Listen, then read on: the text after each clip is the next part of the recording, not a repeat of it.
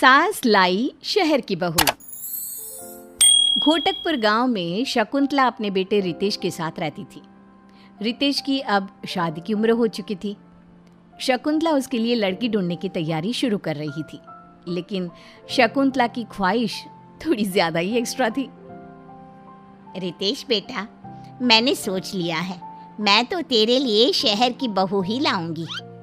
लेकिन माँ, ये सब। अरे मेरे लाल, तू दिमाग मत लड़ा।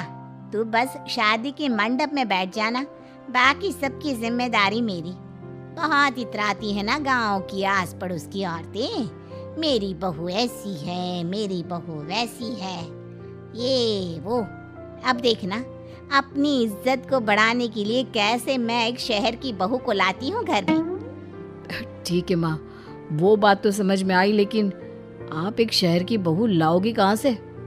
अरे कविता है ना, मेरी बचपन की सहेली, वो यहीं पर तो रहती थी, इसी गांव में। लेकिन जब वो 20 बरस की हो गई, तब उसके पिताजी को बड़ी नौकरी का बुलावा आया और वो शहर चली गई। उसी की बेटी है मानवी, उसके साथ तेरा ब्याह होगा। मैंने तो बात भी कर ली है और कल शगुन भी भेजूंगी।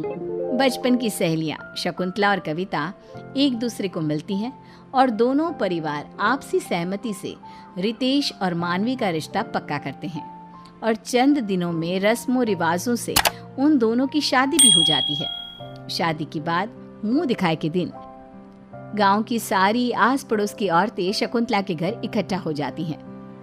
चल बहू, अब ना तो अपना ये घूंघट जो है ना, उसे ओढ़ ले और अपने मुंह को छुपा ले। छुपाऊं? लेकिन क्यों? मीन विन कुछ नहीं बेटा, तू वैसा कर जो मैं तुझसे कहती हूँ। अरे अगर तेरा चेहरा नहीं छुपाएगी तो कैसे करेंगे मुंह दिखाई है?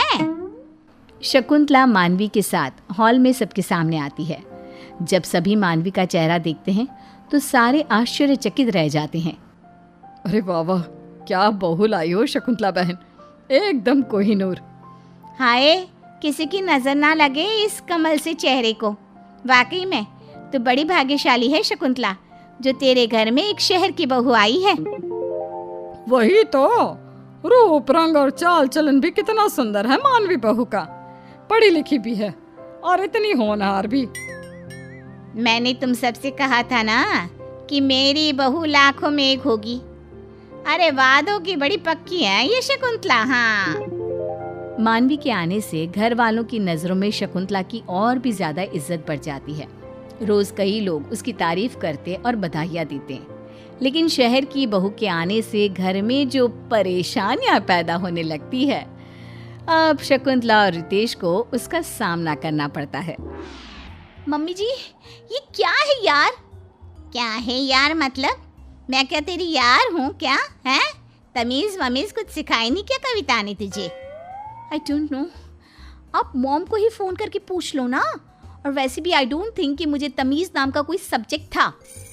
ओफो, अरे तमीज मतलब मैनर्स, वैल्यूज। ओह अच्छा, ऐसी बात है क्या? खैर ये सब छोड़िए। देखिए, मुझे ना अब कुछ अच्छा नहीं लग रहा है। एक तो ये डब्बा टीवी सेट, इस पे दिन में 10 बार केबल जाती है, ऊपर से घड़े का पानी पी पी कर तो मेरा गला खराब हो जाएगा। और देखो तो, मैंने एक बार सिलबट्टा यूज किया और उसकी वजह से मेरे हाथों में कितने छाले आ गए हैं। ऑलरेडी मेरी स्किन सुपर सेंसिटिव है और ये गर्मी, उफ, ढंग के पंखे तक नहीं है। बूढ़े हो गए हैं दोनों पंखे और रोज कुएं से पानी निकाल निकाल कर तो मैं थक गई हूँ। तो अब हम क्या करें? यही होता है गांव का जीवन। हाँ मानवी, अब इसके अलावा तुम्हें और क्या चाहिए? मैं जानता हूँ कि सब कुछ एडजस्टमेंट से भरा हुआ है, मुश्किल है, लेकिन इन सब के साथ जीने की आदत डाल लो ना। तभी मानवी गुस्से से चिल्ला पड़ती है। क्या? हरगिज नहीं, आप लोगों ने मुझे खरीद नहीं लिया है, समझे आप? देखो रितेश और मम्मी जी, आप भी, मुझे घर का रेनोवेशन करना है। इस ईंट पत्थर के घर को संगे मरमर का शीश महल बनाना है। मुझे फ्रिज चाहिए, केक बनाने के लिए ओवन चाहिए, एंटरटेनमेंट के लिए बड़ा टीवी सेट चाहिए, एसी और वाटर प्योरीफायर भी लगवाना होगा, और बाहर जो तबेला है ना, उसे भी वहां से हटाना होगा। अगर हम ये सब नहीं बदलेंगे तो गांव कभी नहीं बदलेगा। मानवी की मांगों को सुनकर शकुंतला और रितेश तो हैरान रह जाते हैं। अरे मानवी बहू, आज सुबह चाय की जगह कुछ और तो नहीं गटक लिया? ये कैसी बहकी हुई बातें कर रही है? और ये तेरी जो मांगे हैं ना, इन्हें हम कैसे पूरा कर सकते हैं? ना, हमसे ये ना हो पाएगा। अरे ऐसे कैसे नहीं हो पाएगा? आपको करना ही होगा। ज़मीन बेच दो, गहने बेच दो, जो करना है करो, लेकिन मुझे इस खटारा लाइफ को अच्छी और क्लासी लाइफ बनाना है। और अगर ऐसा नहीं हुआ ना तो मैं मायके चली जाऊंगी, शहर, अपने घर। अरे नहीं ऐसा मत करो। अब मैं इंतज़ाम करता हूँ, तुम्हारी सारी मांगे पूरी होंगी। तुम बस थोड़ा वक्त दे दो। ओके, लेकिन रिमेंबर, ये थोड़ा वक्त कहीं ज़्यादा वक्त हुआ ना तो फिर इसका अंजाम बहुत बुरा होगा। मानवी गांव में भरे बाजार में बाहर जाते समय वन पीस और वेस्टर्न कपड़े पहनने लगी, जिसे देखकर सभी उसकी निंदा करते और बुराई करते। अरे शकुंतला, कैसी बहू है तुम्हारी? सरेआम छोटे कपड़े पहनकर गांव में घूमती रहती है। तुम्हारी नाक काटने का पूरा बंदोबस्त कर रखा है तुम्हारी शहर से लाई बहू ने। हमें तो लगा कि शहर की बहू है, होनहार, एकदम हटके होगी, लेकिन ये तो तुम्हारी इज्जत की नैया पार करने पे तुली हुई है। शकुंतला को इन सब बातों का काफ़ी बुरा लगता है और वो गुस्से से मानवी को चिल्लाती है। मानवी बहू, तुम्हारी अकल क्या घास चरने गई है? अरे माना कि शहरी हो, लेकिन जरा तो इज्जत का मान रख लेती मेरे और अपने पति का। क्यों? आपने तो बड़ा मान सम्मान किया है मेरी मांगों का। रितेश, क्या हुआ? तुम्हारा इंतजाम हुआ कि नहीं अब तक, या फिर अगले 7 जन्म बाद होगा?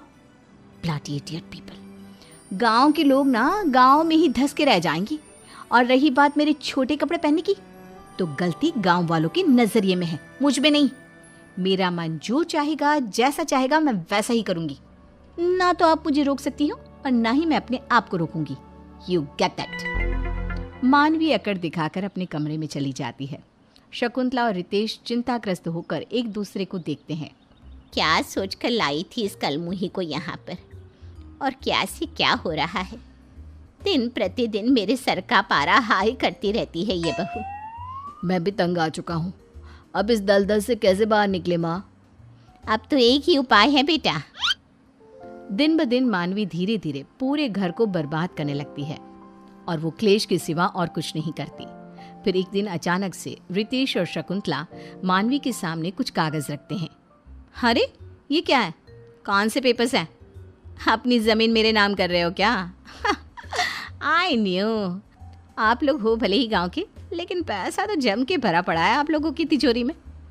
वेल, अपनी प्रॉपर्टी मेरे नाम करने के लिए thank you so much Ritesh and mummy ji. अरे बैल बुद्धि, ज़रा कागज़ों को हाथ में उठाकर तो देख, खड़े खड़े ही ख्याली पुलाव पका रही है। जब मानवी उन कागज़ों को अपने हाथ में उठाती है तब वो देखती है कि वो तो तलाक के कागजात हैं। ये क्या? रितेश, तुम मुझे तलाक दे रहे हो? हाँ मानवी, मुझे तुम्हारे साथ और नहीं रहना। तुम माँ की सहेली की बेटी थी। अरे ज़रा तो मान मर्यादा का पालन कर लेती। शहर की बहू हो तो क्या हो गया, शहरी अंदाज में ही गांव की दुनिया को अपना बसेरा बना लेती। लेकिन नहीं, तुमने वैसा नहीं किया। उल्टा तुम तो हमारी ज़मीन के पीछे और अपने स्टैंडर्ड ऑफ लिविंग के बलबूते हमें ब्लैकमेल करने लगी। पता नहीं क्या हो गया था मेरे दिमाग को, जो मैंने तुम्हें अपनी बहू बनाने का सोचा। लेकिन नहीं, आज तुमने मुझे ये सीख दे दी कि बहू चाहे गांव की हो या शहर की, जो लड़की अपनों को स्नेह, प्यार और इज्जत दे, वही एक सर्वगुण संपन्न बहू होती है। व्हाटएवर। अच्छा है, मुझे भी बोर हो रहा था यहाँ पे। अब तो मैं डायरेक्टली एनआरआई से ही शादी करूँगी। लाओ पेपर्स लाओ। मानवी साइन कर देती है और इस तरह सास को अपनी गलत सोच का एहसास हो जाता है और आगे जाकर रितेश की शादी एक सुशील गांव की लड़की से होती है और वो अपना सुखी संसार गुजारते हैं।